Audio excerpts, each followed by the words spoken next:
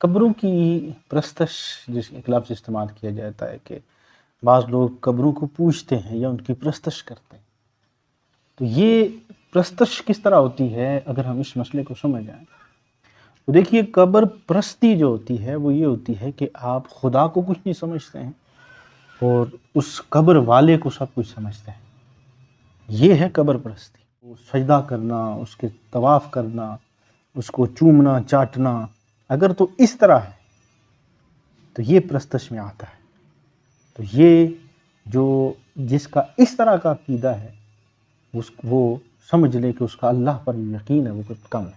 جو مزارات ہوتے ہیں، جو صوفیاء کے، اولیاء کے، اللہ کے نیک بندوں کے، برگزیدہ بندوں کے جو بھی مزارات ہوتے ہیں، اس کا طریقہ کار ہے. اور طریقہ کار یہ ہے کہ آپ نے اس صاحب مزار کو سلام کرنا ہے، اور پھر جو امام اہل سنت نے اس کا طریقہ یہ بتایا، 4 ہاتھ جو ہے وہ آپ نے مزار سے دور ہٹ کے کھڑے ہوں اور پھر دعا کرنی ہے کہ باری تعالیٰ یہ تیرا نیک برگزیدہ بندہ تھا، اس نے جو بھی دنیا میں اعمال کیے، ان بزرگوں نے جو بھی اعمال کیے، جو بھی ان کے اچھے اعمال تھے، اور یہ تیرے نیک اور پارسا لوگوں میں سے تھے جنہوں نے فرائض، سنن، مستحبات، نوافل تک کا خیال رکھا، ہر چیز پر اللہ کو ترجیح دیتے رہے، شریعت کو ترجیح دیتے رہے اور دین اسلام کو پھیلاتے رہے.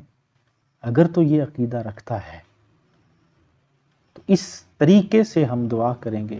ہم صاحب مزار کے لیے بھی دعا کریں گے اور پھر اللہ سے اس صاحب مزار کے وسیلہ سے دعا کریں گے کہ اس نیکیوں کی وجہ سے ہمیں بھی اس راستے پر چلا. یہ طریقہ ہے. لیکن جو پہلا طریقہ ہے کہ قبر والے کو ہی سب کچھ سمجھ لینا یا مزار والے کو بھی سب کچھ سمجھ لینا اور اس کو اس حد تک لے جانا کہ آپ نے اس کو اللہ کے برابر کر دیا، تو نعوذ باللہ یہ شرک میں آتا ہے.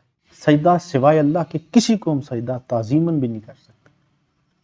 اس لیے یہ اس چیز کو دیکھنا ہوگا، اس چیز کو سمجھنا ہوگا.